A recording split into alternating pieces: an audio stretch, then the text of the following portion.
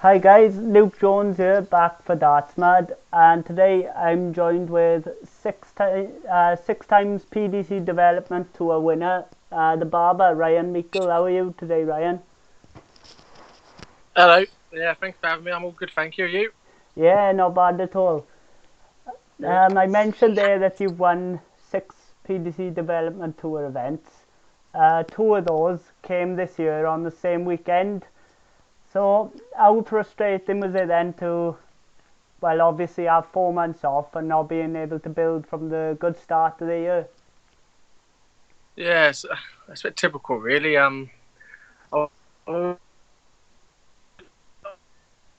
just say I've won 4 in 1 weekend, which I'd never done before. Yeah. So to win 2 in a row, except and out now, well, what will happen? So, but hopefully we can get another weekend in, and we'll see how it goes. Yeah, fingers crossed. I know a lot of people, they say tour card holders shouldn't be allowed to be played on be allowed to play on the development tour. But when you're not winning many games on the pro tour, it's good to have the development tour as well, just to get more games under your belt and get your confidence up. Yeah, of course it is. Like I say, it's one thing you see a lot when you win these development tours that you shouldn't be playing. But I just think you're getting punished for being good at your age, really. I mean, that's not your fault that you've got a tour card and still young enough to play the development tour. But yeah, because it's good for the confidence. But I tell hard on the development tour. Oh yeah. Some of the young people coming through, averages are just ridiculous. So it's tough whether you're on the main tour or the development tour. Yeah, and I think you beat Nico Kurtz in the first final, I think, this year. Yeah. And I think you lost to him in the last 16 of the first event, so that's not a bad way to get revenge, is it? Yeah, no, I always say to my brother, I never want someone to let someone beat me twice in a row. So, and yeah. I think being the final, I'd rather have won that one. But no, he's another great player coming through, so that's nice to get a win over him. We finally got back underway on the Pro Tour earlier this month with the PDC Summer Series. You lost in the first round in the first 2 days. What are you thinking after that first 2 days? Is it just keep going and see what happens? Yeah, I must admit, I thought it was going to be a long 5 days. I was terrible, but I must admit, over the lockdown, I enjoyed having the time off. I didn't practice as much as I should have. So, say after the first 2 days, I got what I deserved. But luckily, after that, the first 3 days were probably the most consistent days I've ever had on a tour. So. Yeah, you said there you got your first win on day 3. You beat Darius Labanowska 6-2 in the first round, and that spurred you on really to play your best stuff. You averaged just under 96, beating Kirk Shepherd in round 2, then produced a phenomenal performance in beating Scott Mitchell 6-0, where you averaged 106. You went down to Darryl Gurney 6-1 in the last 16, but you must have been delighted with your day's work. Yeah, no, it was nice to get going and get some money on the Order of Merit, and that's frustrating really because even against Darryl, I think I missed 3 darts in the first 3 legs. I could have been 3 up. So, but no, it was a good run for me, and that kind of kick-started my week. You carried on your brilliant form on day 4. In the very first game, you had another whitewash win. This time over Joe Cullen, where you averaged 111.33. Do you realise how good the performance actually is at the time, or are you just so much in the zone that you don't really notice? Yeah, no. Luckily, that never crossed my mind once. I think you can always tell you're playing well, and like I say, to beat someone like Joe Cullen 6-0, you know you're going to have to average well. But I don't think I missed a double or something, and that's surprising how much that boosts your average up. But no, I must it never crosses my mind once. Luckily, well, that can mess you up. On the last day, then you look at the draw and you see in the first round you're drawn with Michael Van Gerwen. What are you thinking there? Are you thinking, oh dear, or are you thinking, hang on, I'm playing pretty well. I can see where my game measures up against arguably the greatest player of all time. Yeah. No, look, you know what, over the 5 years of having a tour card, I've never ever played him. I've always keep saying I'd love to play him, but first round wasn't the most ideal time. But Now I knew I was playing well, and I was looking at it as there's no pressure on me. Yeah. No one expects me to win. You just want to. You still, if I'm being honest, you don't want to lose 6-0, 6-1. You want to get a few legs and make it look a bit close. But no, I had one dart to win in the end, and that'd have been amazing if that had gone in. Yeah, obviously you pushed him all the way. You lost 6-5. You averaged 98.27. Did you come out of that game happy that you pushed him so far, or was you disappointed that you didn't win, getting so close to actually beat him? Yeah, no, it was a mixture of both really. I was chuffed, like I say, to lose 6-5 and miss one dart to win, but then having that one dart, I was gutted not to win. Yeah. That'd been massive. That'd been massive for me and everyone who follows you and stuff and family. So, but no, it's nice to give them a close game. Well, in the first game against him, that's not a bad effort, is it? Yeah, no, exactly. No, I was meant to play him in the Euro Tour a few years ago, and the second round, so I 6-0 win. Yeah. I'd never lost to him, but I've lost that record now. But yeah, it's just the fact you played him. It's something millions would love to say. So I'm very lucky. Yeah. You made your debut at the World Championship in December last year. You went into it in the back of a run to the last 16 at the Players' Championship finals, where you beat Johnny Creighton 6-0 in the first round. I bet that was a surprise. Yeah, it was. Like I said, it was the first time I'd qualified. I really targeted that tournament that year to qualify, but I was lucky Johnny didn't turn up at all, really, and I just took advantage. And yeah, it was a good weekend for me. Most, they say, boosted me up in the rankings, and I was good confidence. Yeah, but I spoke to Luke Woodhouse yesterday, and he was saying about when these players don't play so well, you've got to jump on them, and that's what you did with Johnny. Yeah, exactly it. Like I said, me and Johnny, we all seem to draw each other a lot. We played quite a few times, and he's a really nice bloke as well. I get on with him as well, which makes it difficult. But no, so it's just luckily on the night it all went for me, really, not for him. So you followed that up as well. You got to the semis of the World Youth Championships.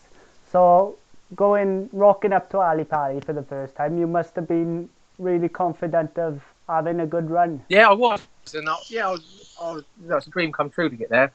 And I'd say I could have had a nice draw. Like I say, Yuki was a good player, but I was confident I could win. But just being first time, I don't know what happened really. I started so well, and then I started doing things I'd never ever do, like getting frustrated, and that showed in the end because I just got worse and worse. Yeah. Did you know anything about Yuki Yamada? Because sometimes it's when you don't know much about the player, you couldn't take it for granted, really, can't you? Yeah, no, I honestly didn't know anything about him. I must admit, I did have a little look on YouTube and see what he played in, and if it was quick or slow, but I'd never really heard of him or nothing really. Yeah. You played nowhere near your best stuff. You went down 3-1, averaged 91. What were your feelings coming 81? Sorry. What were your feelings coming off that stage? Was it? Well, I can imagine you was pretty angry. Oh, I was devastated. That took me weeks, months, really, to kind of. I just couldn't. Even now, I still, if I'm asleep in bed, I think of it, and I was gutted, really, how it went. But in another part, I'm desperate to get back this year. Yeah. I know what I've done wrong, and that's like a massive experience thing for me. So I'm hoping I can put it right in the future years. Yeah, that was my next question. That'd be on your mind now, so you'll just be more determined than ever now to push on, get back on that stage and put things right.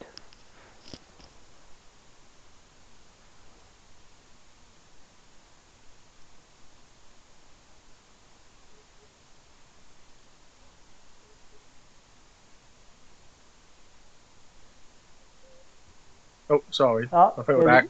Yeah, I got you back. That must make you more determined now to get back there and right the wrongs. Yeah, definitely. That's such an amazing place, and growing up as a kid to ever play there is like a massive dream come true for me. So I'd love to get back there and put put right what I done wrong last time. You kept your tour card this year via the stand Order of Merit in the Development Tour. How nice is it that knowing obviously you haven't got to go to Q school and you can then plan for the 2 years, can't you? Yeah, no, that development tour has helped me a lot, really. That was a massive thing for me last year to try and confirm that I could get a tour card if I didn't get in the top 64, which I did, because as we all know, Q school's just a lottery, really, no matter the number you get. And there's so many good players go who don't get tour cards. Yeah. It's all on the draw, and I still, like I said, I was so glad not to go. I was looking earlier and I was surprised. You've only ever been to Q school once, have you? I've been twice. Twice. Yeah, I've got through twice, luckily, but like I say, every year the numbers go up so much, that makes it more difficult. But even if you did have to go back, you'd have a lot of confidence knowing that you've come through it twice. Yeah, I would actually, yeah. I mean, it's a long 4 days, but I think, like I say, after being on the tour now so long now, your stamina, etc., all builds up so much that I should be able to cope with it. But like I say, it's just a lottery with the draws and the long days, really. Yeah, obviously your next step now will be trying to get into that top 64 at the end of your 2 years and then push on from there, won't it? Yeah, definitely. Yeah, last year I think I got to 68 or 69, so I was really close. Yeah. But yeah, like I say, I've improved. Like I say, 4 years I've had a tour card, and I've improved a lot over the years. So I'm hoping. So I know this lockdown hasn't helped, but I can get really close push going into my second year. Yeah, a World Youth title wouldn't be bad, would it? You came close last year, semi-final. You went down to Adam Gowlas, didn't you? Yeah. No, there's another one. I had a good run and played well all day until that semi-final, and I think he's slower than what I was, really. So that kind of put me off a bit, and that's all experience. And so I've got 1 more year if they do complete it, which I'm not sure if they will. But that'd be a nice thing to get on the old CV. Yeah, and you've actually won development tour every year now since 2017. So I think next year is your last year, is it? So you want to win one then as well. Yeah, last year, this year. So like I said, they are so difficult to win. Even when I had a tour card for the first 2 years, I think I won 1, maybe 2 in the whole year out of 20 tournaments. So it just proves how hard it is. There's a bit more pressure as well being a tour card holder. People want to beat you more, I think. Yeah, and it's easy to say, like, for players, I don't want to go to Q school, so I'm going to get in that top 2 of the development tour. But it's not that easy because, as you said, there's so many good players who can average, well, up to 110 or more. Yeah. I think we counted 13, 14 tour card holders on the development tour last year. Yeah. Which is, let's say, so to finish in the top, I think I finished 4th. Yeah, I was chuffed with that, really. Are you someone who sets goals? Like, do you say where you want to get to in your career? Yes, a little bit, I suppose. I mean, I always target maybe, like I say, this year I'd love to get back to the World Championship. I say last year the aim was to, if I didn't get top 64, confirm my tour card via the development tour. So I set little goals, but nothing too. You just got to take it as it comes, really. Yeah. And during the pandemic, obviously you had 4 months off, but you did play in the home tour. How did you find that? Yeah, no, I quite enjoyed it actually. It's very different being at home and your kitchen sort of thing, but I thought that ran really well. That kept us all practicing and match practice, so I think that was a success overall. Yeah, it's good obviously in those times when you're not playing much competitive darts to still play against your fellow professionals and have a good laugh as well at the same time. Yeah. I mean, we try to keep it a bit of fun as well, but no, I quite enjoyed it, and I was lucky enough to play twice as well. Yeah. Right, I'm gonna leave you with one last question, and it's one that I ask everyone who comes on. Yeah. Who's your top 5 greatest players of all time, going from 5 to 1? This is always a fun one. Right, number 5. God, I don't know, really. That's hard to say because I never saw the likes of Bristow. Yeah.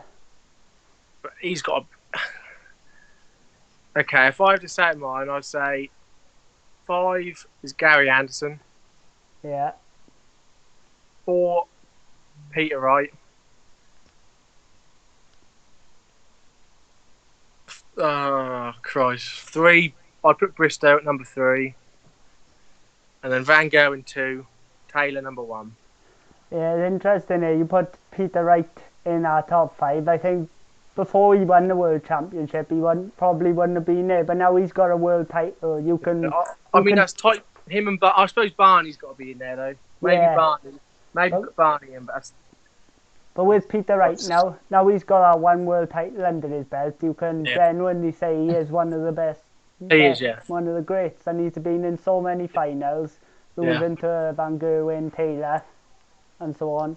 Yeah, and also you got to remember. I mean, I'm around the same sort of area, and I was playing a local tournament with him, and he was like early 40s sort of thing. So he was quite a late before he kind of made his move up the rankings. Yeah, he went down to 40. So to do it, not many people kind of make it that late, do they? So like I say, he's been so dedicated, and so yeah, I think he's one you can look up to.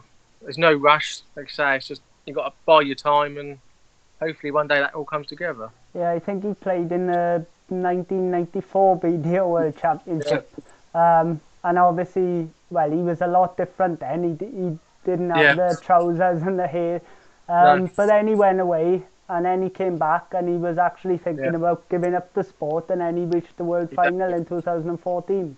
And it's the image he's brought to the game as well. It's made it exciting, and then I think that's because if you meet him, he's actually a really shy. He's not. Yeah. It's not how he comes across on telly. He's quite funny, really. But I think once he gets his hair done in the outfits, that makes him. That's what he does on the stage. It's brilliant to see. It just shows that it is serious, but you can have a bit of fun as well. Like I think that relaxes him as well, don't it? Like Dimitri Vandenberg with his dancing and. There's a lot in there. Devon, he does dance and. Have you ever thought about dancing? Maybe get the barber scissors out and. Yeah, I don't think that'd go down too well. I'd do something silly and fall over or something. Yeah, I think it's good to have your own little thing though, isn't it? Health and safety would go out the window there, wouldn't it? Yeah, I'd probably drop him or something.